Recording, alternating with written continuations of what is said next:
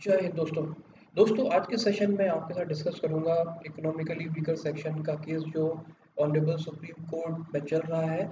आज इसकी डे 4 की हियरिंग थी। आज के डे 4 में क्या क्या इसमें डिस्कशन हुआ इसको मैं आपके साथ शेयर करता हूँ इस सेशन में। आज पिटिशनर ने अपने जो भी आर्गूमेंट्स थे वो कंप्लीट कर लिए, क्योंकि पिछले हफ्ते लगातार 3 दिन इस केस की हियरिंग हुई थी जिसमें पिटिशनर ने अपने सारे पॉइंट्स रखे थे। और पिटिशनर ने जो जो पॉइंट्स रखे थे वो मैंने अपने पिछले वीडियो में डिस्कस किए थे।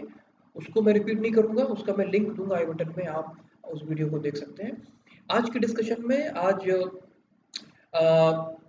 यूनियन ऑफ इंडिया को रिप्रेजेंट किया अटॉर्नी जनरल श्री के वेणुगोपाल साहब ने, और उन्होंने शुरू किया इस पॉइंट से कि जो SC STs हैं इनको बहुत सारे बेनिफिट्स ऑलरेडी मिले हुए हैं, और ये एक ऐसा ग्रुप है जो हाईली अनइक्वल है। मतलब ये जो कंपैरिजन की बात हो रही है तो कंपैरिजन दो बराबर चीज़ों में होता है, और जो बेनिफिट्स बैकवर्ड क्लासेस को मिले हैं उसके बाद वो एक अलग ग्रुप हो गया है, उसको कंपेयर नहीं किया सकता है ओपन और जनरल कैटेगरी के साथ। देखिए आगे डिस्कशन किस तरह से हुआ।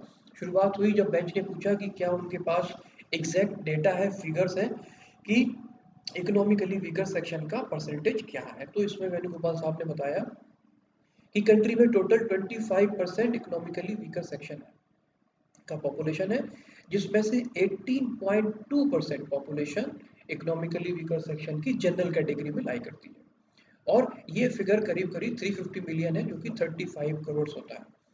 तो उस पे बेंच ने पूछा था कि क्या ये फिगर 2011 सेंसस का है, तो उन्होंने बताया कि यस 2011 का है। तो ये जो 35 करोड़ से डेफिनेटली अब ये फिगर वेरी करेगा 2011 के सेंसस में। बट ये डिस्कशन का पार्ट रहा कि ये एक्चुअली सिर्फ एक एस्टीमेट है, जो करंट फिगर्स होंगे उसके इसके रेफरेंस में करंट फिगर्स के बारे में बात की जा सकती है। उसके बाद वेणुगोपाल साहब ने कंटिन्यू किया आर्गूमेंट्स को। उन्होंने बोला कि जो 10% रिजर्वेशन है इकोनॉमिकली वीकर सेक्शन का, ये कहीं से भी 50% की जो सीलिंग लिमिट है रिजर्वेशन की उसको अफेक्ट नहीं करता। इसको गौर से समझना दोस्तों। ये जो आर्गूमेंट हुआ कि ये जो 10% वीकर सेक्शन का रिजर्वेशन है, ये 50% रिजर्वेशन की जो सीलिंग लिमिट है उसको ब्रीच करता है। तो ये वेणुगोपाल साहब ने बताया कि ये ब्रीच नहीं करता है, क्योंकि जो 50% सीलिंग लिमिट रिजर्वेशन की है वो बैकवर्ड क्लास के लिए है वो रिजर्वेशन। तो 50% जो है वो बैकवर्ड क्लास के लिए है, और जो रेस्ट 50% है वो बैलेंस करता है जो नॉन बैकवर्ड क्लास में आते हैं। तो ये जो 10% रिजर्वेशन दिया गया है ये एक्चुअली उस 50% को है जो बैकवर्ड क्लास को अवेल नहीं करता है, और ये जनरल कैटेगरी की 10% है। तो इसको एग्जिस्टिंग 50% रिजर्वेशन से कनेक्ट नहीं किया सकता, क्योंकि ये दोनों ग्रुप डिफरेंट है। आगे इसको उन्होंने और एक्सप्लेन किया है। एक तो उन्होंने ये बताया कि जो 103rd कॉन्स्टिट्यूशन अमेंडमेंट एक्ट है, ये फर्स्ट कॉन्स्टिट्यूशन अमेंडमेंट एक्ट और 93rd कॉन्स्टिट्यूशन अमेंडमेंट एक्ट की कंटिन्यूटी का अमेंडमेंट कॉन्स्टिट्यूशन अमेंडमेंट है।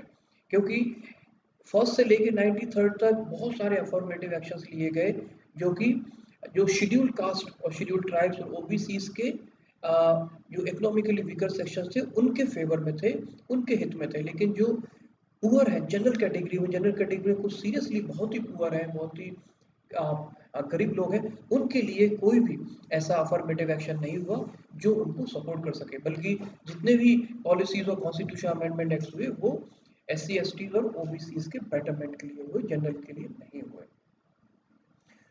उसके बाद उन्होंने उनसे ये पूछा गया कि क्या ये जो EWS का रिजर्वेशन है 10% का जो जनरल कैटेगरी के लिए है, क्या ये बैकवर्ड क्लास के इक्वल है जो बैकवर्ड क्लास को रिजर्वेशन मिलता है। तो इसको उन्होंने बहुत ही स्ट्रांगली अपोज किया। उनका ये कहना था कि जो कंपैरिजन है, जो तुलना है, वो दो बराबर चीज़ों में होती है, और ये कहीं से भी बराबर नहीं है। यानी कि जो रिजर्वेशन EWS को मिल रहा है और जो रिजर्वेशन बैकवर्ड क्लास को मिल रहा है ये कहीं से इक्वल है नहीं। क्यों नहीं है? क्योंकि आर्टिकल 16(4)A SC ST को प्रोविजन देता है उनको प्रमोशंस के लिए, जॉब में प्रमोशंस के लिए देता है। आर्टिकल 243D उनको पंचायत में रिजर्वेशन देता है। आर्टिकल 330 उनको लोकसभा में रिजर्वेशन देता है, और 332 उनको लेजिस्लेटिव असेंबली रिजर्वेशन देता है। तो उनको इतने सारे जो बेनिफिट्स मिलते हैं, जो रिजर्वेशंस मिलते हैं, अगर उनको कंडीशन दी जाए, एससी एसटी को एक कंडीशन दी जाए कि वो ईडब्ल्यूएस की इक्वल आना चाहते हैं क्या, तो क्या वो इतने सारे बेनिफिट्स को छोड़ देंगे? शायद नहीं, क्योंकि उनको जो बेनिफिट्स मिल रहे हैं वो कहीं ज़्यादा है as compared to EWS. EWS को 10% रिजर्वेशन मिल रहा है, और जो रिजर्वेशन और जो provisions S C S Ts के लिए हैं, दोनों में किसी भी तरह से कोई कंपैरिजन नहीं हो सकता, क्योंकि ये बहुत डिफरेंट है। और इन आर्गूमेंट्स के साथ ये आज की जो हेयरिंग है ये खत्म हुई।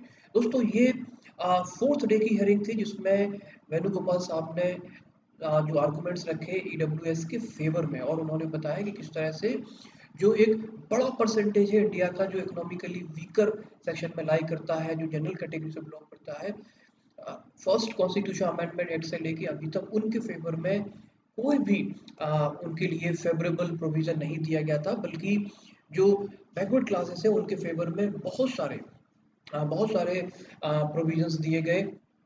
और आज अटॉर्नी जनरल का ये मानना रहा कि जो एस सी एस टीज हैं इनके बहुत सारे बेनिफिट्स हैं इनके, और इनके जो बेनिफिट्स हैं, ईडब्ल्यूएस का जो कोटा है वो उनको किसी भी तरह से इफेक्ट नहीं करेगा, उनके राइट्स को किसी भी तरह से इम्पैक्ट नहीं करेगा। दोस्तों, आज के सेशन में इतना ही।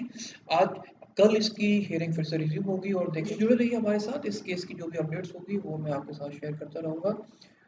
Friends, I'm wishing you very, very best of luck. Stay safe, stay healthy, and do take very, very good care of yourself. जय हिंद दोस्तों।